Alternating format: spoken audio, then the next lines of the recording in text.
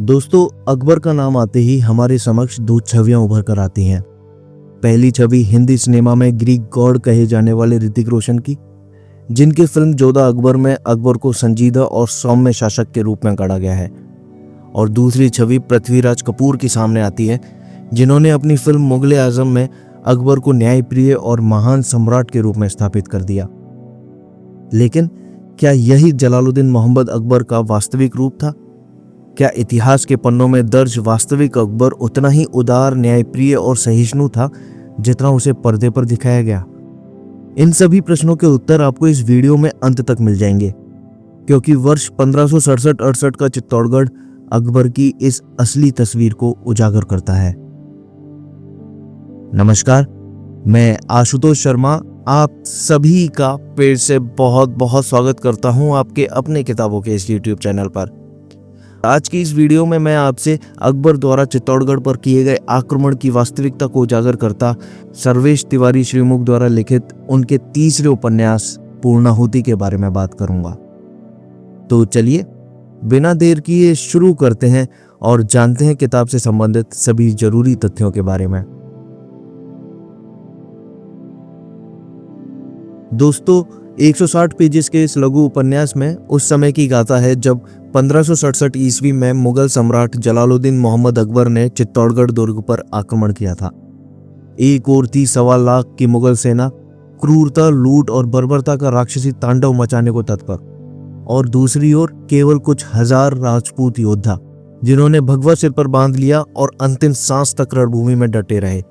एक ओर वे वीरांगनाएं थीं जिन्होंने मुगलों की अमानुषिकता से बचने के लिए तुलसी और गंगाजल मुख में रखकर जौहर की ज्वालाओं को अपना स्वर्ग बना लिया। इसके उपरांत अकबर द्वारा 40,000 से अधिक चित्तौड़ वासियों का नरसंहार किया गया। लेखक द्वारा इस उपन्यास के लिए प्राथमिक स्रोत के रूप में अबुल फजल की लिखी किताब अकबरनामा को आधार बनाया है। इस बात की जानकारी लेखक ने इस किताब की भूमिका में स्वयं दी है और साथ ही यह भी जाहिर किया है कि घटनाओं को ऐतिहासिक दृष्टि से विकृत नहीं किया गया है, बल्कि उन्हें साहित्यिक शैली में उपन्यास के रूप में गढ़ते हुए बेहद प्रभावशाली ढंग से प्रस्तुत किया है। इस किताब को प्रभात प्रकाशन ने 2024 में प्रकाशित किया था और इस किताब की प्रिंटेड रेट 300 रुपए है। इस किताब का आरंभ एक औपचारिक भूमिका से होता है, जिसमें लेखक ने किताब की विषय वस्तु, उसके उद्देश्य, उपन्यास की लेखन शैली और भाषा के संबंध में बताया है। इस उपन्यास के कथानक को लेखक ने 12 अध्यायों में विभाजित किया है और इन अध्यायों को कुछ उपाध्यायों में विस्तार दिया है। इस पुस्तक का अंत उपसंहार पर होता है, जिसमें लेखक ने अकबर, राणा उदय सिंह, टोडरमल, बीरबल और जौहर की कथाओं के संबंध में अपने विचार प्रकट किए हैं। उपन्यास में उल्लेखित घटना चित्तौड़ का युद्ध केवल एक ऐतिहासिक घटना नहीं है, बल्कि यह स्वाभिमान और बलिदान तथा सभ्यता और बर्बरता की ऐसी अमर गाथा है जिसे समय की धूल कभी ढक नहीं सकती। इसमें एक तरफ प्रेम, भक्ति, शौर्य और मातृभूमि के लिए बलिदान था, तो दूसरी ओर हर धर्मी आक्रांताओं का विनाशकारी प्रकोप। यह मेवाड़ की स्वतंत्रता, शौर्य, संघर्ष और आत्मगौरव की लड़ाई थी।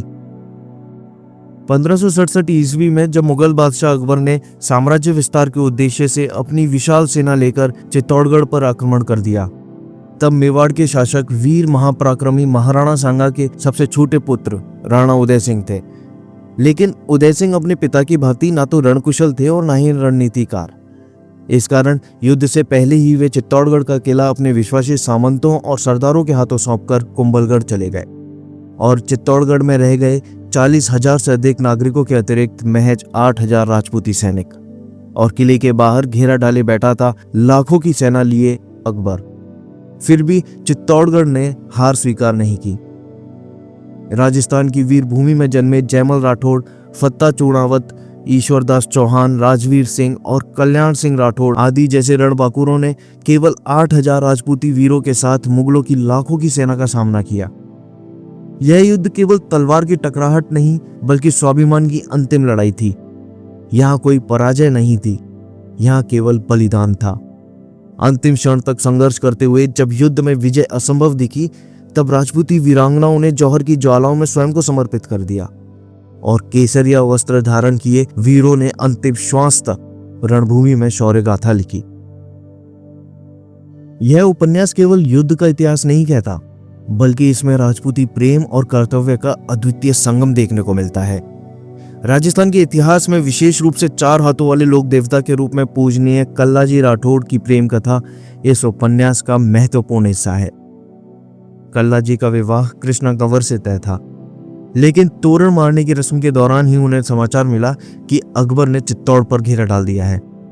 उन्होंने विवाह के स्थान पर मातृभूमि की रक्षा को प्राथमिकता दी और रणभूमि की ओर प्रस्थान कर गए।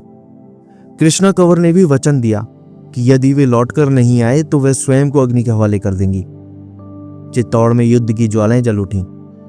इस युद्ध में अकबर ने केवल चित्तौड़ के दुर्ग को ही नहीं जीता, बल्कि अपने क्रूर आदेश से 40,000 से अधिक निर्दोष नागरिकों का भी संहार करवा दिया। यह केवल एक आक्रमण नहीं था, यह हिंदुस्तान की मिट्टी में बहा रक्त था, जिसने आने वाले समय में कभी न झुकने वाले महाराणा प्रताप जैसे महायोद्धा को जन्म दिया। कल्लाजी राठौड़ और उनके साथियों की वीरगति के बाद जब यह समाचार कृष्णा कंवर तक पहुंचा तो उन्होंने 16 श्रृंगार कर विधि विधान से अग्नि की ओर प्रस्थान किया। राजस्थान की वीरांगनाएं केवल युद्ध भूमि में नहीं लड़ती, वे अपने जीवन के निर्णय भी युद्ध जैसे ही लेती हैं। कृष्णा कंवर ने वचन निभाया। जब चित्तौड़गढ़ राख हो चुका था, जब हजारों योद्धा रणभूमि में बलिदान हो चुके थे, जब अकबर के खूंखार सैनिक जीत के मद में जश्न मना रहे थे, तब चित्तौड़ से बहुत दूर कृष्णा कंवर अग्नि की लपटों में समाहित हो चुकी थी। उनकी मृत्यु नहीं हुई, वे अमर हो गईं। दोस्तों, यह किताब राजपूती आन बान और शान की एक जलती हुई मशाल है जो पाठकों को इतिहास के रक्त रंजित पृष्ठों तक ले जाती है।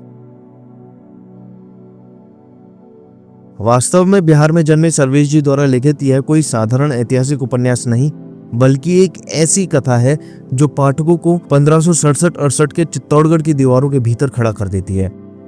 यह पुस्तक अकबर और उसका आक्रमण, मेवाड़ और उसका संघर्ष, कल्लाजी और कृष्णा कंवर की विशुद्ध प्रेम कथा, राजपूती वीरांगनाओं की अग्नि परीक्षा, जयमल, फत्ता और कल्लाजी के पराक्रम तथा अन्य वीर राजपूत योद्धाओं की अमर कथा को बेहद सजीव रूप में प्रस्तुत करती है। और पेशे से अध्यापक होने के नाते सर्वेश जी ने अपने इस तीसरे उपन्यास में बेहद खूबसूरती से अपनी कलम का जादू बिखेरा है। किंतु इस उपन्यास में उल्लेखित 2 घटनाएं, पहली की अकबर ने शेख सलीम चिश्ती की सलाह से चित्तौड़गढ़ पर आक्रमण किया था, और दूसरी की राणा उदय सिंह द्वारा गोसाई तुलसीदास जी से काशी में भेंट करना और उन्हीं की प्रेरणा से चित्तौड़ पर अकबर के आक्रमण से पहले कुंभलगढ़ चले जाना आदि के संबंध में अभी तक कोई ऐतिहासिक तथ्य उपलब्ध नहीं है। अतः यह घटनाएं काल्पनिक हो सकती हैं। यह एक घटना प्रधान उपन्यास है जिसमें घटनाओं को केंद्र में रखकर लिखा गया है। कहानी तेज गति से आगे बढ़ती है, जिससे पाठकों में दिलचस्पी और रोमांच दोनों बना रहता है। और एक लघु उपन्यास होने के नाते इसमें पात्रों, घटनाओं, प्रसंगों और युद्ध का उचित वर्णन मिलता है। इस उपन्यास की भाषा सहज समझ में आ सकने योग्य है, शब्द चयन सरल है, शैली वीर रस से उत्प्रोत है और डायलॉग्स दमदार हैं, रोंगटे खड़े कर देने वाले हैं। अब बात करते हैं कि यह किताब क्यों पढ़ें। तो दोस्तों, यदि आप चित्तौड़ के गौरवशाली इतिहास के बारे में जानना चाहते हैं या अकबर के उस असली चेहरे को देखना चाहते हैं जिसे फिल्मों में छिपाया गया है, या 4 हाथों वाले लोक देवता के रूप में प्रख्यात कल्लाजी राठौड़ और कृष्णा कंवर की अद्भुत प्रेम कथा और बलिदान की गाथा से रूबरू होना चाहते हैं, या राजपूत स्वाभिमान और बलिदान की सच्ची गाथा से अवगत होना चाहते हैं, या आपको वीरता, प्रेम और त्याग की गाथाएं प्रेरित करती हैं, तो पूर्णाहुति किताब आपके लिए एक अनमोल रत्न है। और अंत में सिर्फ इतना ही कि यह पूर्णाहुति किताब केवल एक युद्ध की कथा नहीं, यह आत्म बलिदान की वह अमर कथा है जो इतिहास के पन्नों में सदा जीवंत रहेगी। अगर आपने यह किताब पढ़ ली है तो इस किताब के संबंध में अपनी राय मुझे कमेंट सेक्शन में ज़रूर बताएं, और साथ ही यह भी कि आपको यह बुक रिव्यू कैसा लगा। और यदि आप इस किताब को पढ़ना चाहते हैं या खरीदना चाहते हैं तो लिंक मैंने डिस्क्रिप्शन बॉक्स में दे दिया है, आप चेक कर सकते हैं। पुस्तक समीक्षाओं, कविताओं और कहानियों के लिए बने रहिए। जल्द ही दोबारा मुलाकात होगी। धन्यवाद।